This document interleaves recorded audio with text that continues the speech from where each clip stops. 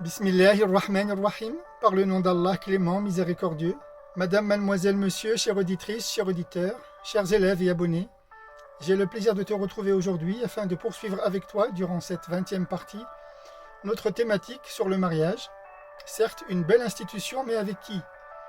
Aujourd'hui, je te propose de t'apporter différentes informations concernant la stratégie du fiancé tyrannique. La Coranothérapie te présente ta chaîne YouTube pour une école citoyenne, associative, pédagogique et participative. Ta première cyber-école en ligne intitulée Pacte, projet d'accompagnement coranothérapeutique d'émancipation. École Pacte, projet d'accompagnement coranothérapeutique d'émancipation. École familiale, gratuite, publique et à ciel ouvert. Cycle d'études adressé aux adolescents du collège et aux futurs jeunes adultes au lycée. La stratégie du fiancé tyrannique. Il faut d'abord que tu saches que le fiancé tyrannique est avant tout victime de ses propres désirs. Et toutes ses tentatives vont l'empêcher d'aimer, car il ne connaît de l'amour que son amour-propre. Prenons comme première motivation, ou l'une des premières motivations, chez le fiancé tyrannique, la crainte irrationnelle de l'infidélité, ou si tu préfères du cocuage, qu'il va légitimer sur le mariage. Il va se précipiter avec toi de te conduire vers le mariage sous prétexte que la relation avec toi est illicite, illégale, haram. Il va donc focaliser immédiatement vers l'objectif qui est de se marier avec toi. Ensuite, il tentera de se livrer avec sa fiancée à la pratique d'une éducation dans un isolement confiné, à l'écart, c'est-à-dire à l'écart des réalités du monde qui l'entoure. Il place sa dulcinée dans une rupture temporelle, devenant ainsi la victime, la proie de son désir. Puis, il prendra un malin plaisir à l'entretenir dans la solitude, en la maintenant dans l'ignorance, toujours à l'écart. Lui refusant la connaissance intellectuelle, il lui préfère la bêtise, et il te fera la morale sur le péché. Tout en te dissimulant ses intentions, sa folle ambition est de faire de toi sa femme, sa créature, sa chose, pour son seul plaisir exclusif, afin d'assouvir son orgueil démesuré. Il cache en réalité son aveuglement, et c'est ce qui expliquera plus tard son échec. Il veille cependant à protéger ses arrières, mais toujours de façon maladroite, car il jette systématiquement un regard suspicieux sur toi, malgré ton innocence. Il fait planer un doute sur ses intentions ainsi que sur ses actions. Tu ne sais jamais ce à quoi il pense et ce qu'il va faire demain. Alors que toi, en fiancée naïve, tu aspires tout naturellement à la féerie du mariage. Il attend toujours davantage de toi, que tu sois docile, sage et discipliné, quand bien même celui-ci montre un tout autre visage. Mais en dépit de toute sa ruse, il va lui manquer une précaution à laquelle il ne pense pas. C'est l'innocence, somme toute naturelle et primordiale, du désir chez la jeune fille qui constitue une force intrinsèque, une force qui est en toi. Bien que sa force à lui est de se persuader de pouvoir profiter du plaisir immédiat que lui octroie ta naïveté, il tente de te convaincre qu'il peut être ton meilleur confident. Soucieux il est d'en savoir plus sur sa captive, c'est-à-dire sur sa relation. Il te met à l'écart des choses de l'amour. Il est désormais convaincu que ton innocence est en réalité une faiblesse, qu'il va ensuite exploiter pour mieux te manipuler. Il est le seul à contrôler les tenants et les aboutissants de sa relation avec toi, parce qu'il te connaît maintenant de mieux en mieux, pour ne pas dire par cœur. Il connaît tes faiblesses, tes qualités, tes forces, et surtout tes défauts, tes péchés. En vérité, il ne sait rien ou peu de choses de la ruse de Dieu. Le tyran arrache de sa fiancée les sentiments qu'elle lui transmet volontiers afin d'en exploiter les failles dont le but est de la manipuler. Alors il te parle très vite de mariage, présentant ainsi le plaisir amoureux comme un péché. Sans s'en rendre compte, faute de conscience, il montre qu'il est obsédé par la sexualité sans savoir de lui-même qu'il est entièrement soumis à la tyrannie de son propre désir. Persuadé de son triomphe, son illusion continue à trahir son intérieur lorsqu'il va s'agir pour lui de te dicter une liste d'interdits contraignants dans lesquels il présente ses préceptes religieux et moraux. À présent, il veut asseoir son pouvoir sur toi, sous prétexte de morale et de foi. Sa désillusion va cependant le rappeler à la triste réalité, lorsqu'il va tardivement s'apercevoir que celle sur qui il exerçait une pression et une ruse détenait en son sein une saine stratégie, l'amour sain, tout simplement. Le portrait du tyran va révéler un désarroi tel que son orgueil va être blessé. Cela va s'avérer d'autant plus vrai que dans son acharnement à assouvir ce qu'il considérait être un sentiment qu'il identifiait à l'amour, n'était rien d'autre que son amour-propre. C'est finalement la sottise qui le caractérise.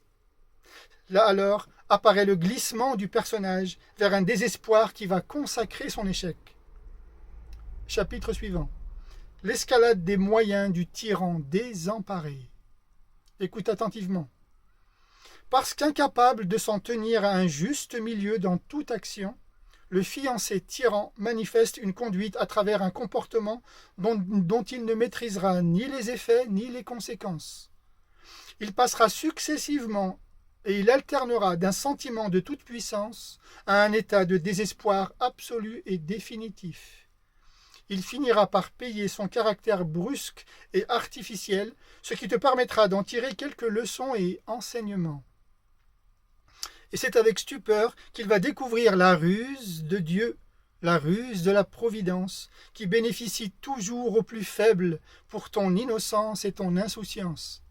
Car de l'ampleur que prend leur incompatibilité à toute entente, c'est bien à la liberté et au bonheur de l'amour que reviennent les éléments constitutifs du triomphe finalement.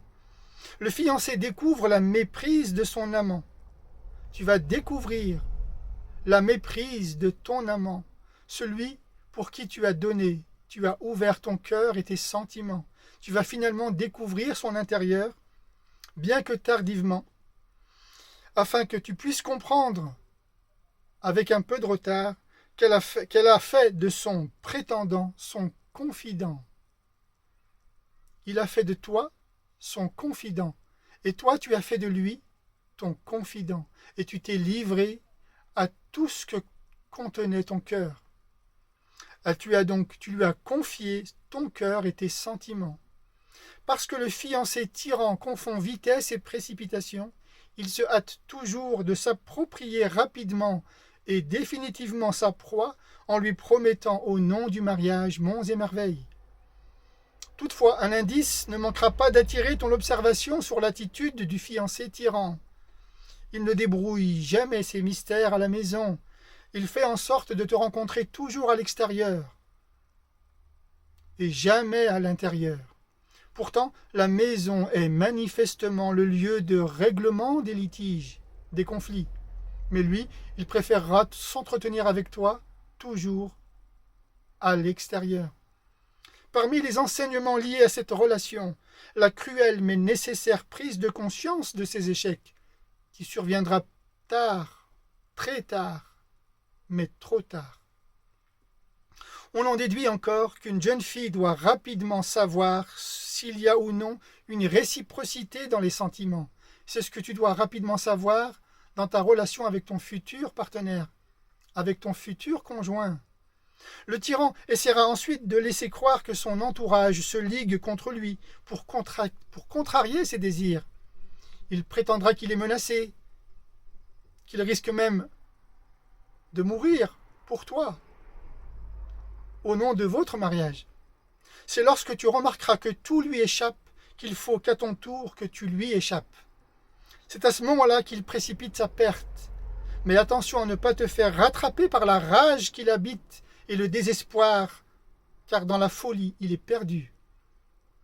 Tu vas maintenant pouvoir regarder le spectacle humiliant de son échec, mais à bonne distance. Surtout à bonne distance. Conclusion. L'amitié et la sincérité sont réservées aux seules situations d'intimité. Ne donne ton amitié et ta sincérité qu'à celles et ceux qui t'aiment autant que tu les aimes. Lui en est exclu, il s'en est exclu. Parmi les leçons de moralité, on peut affirmer que l'amour est un sentiment étroitement lié à la liberté. Il comprendra peut-être, mais bien trop tard, que toutes ces menaces à ton égard ne peuvent rien contre l'expression de la liberté d'aimer et le désir d'être courtisé. Ce mur est infranchissable.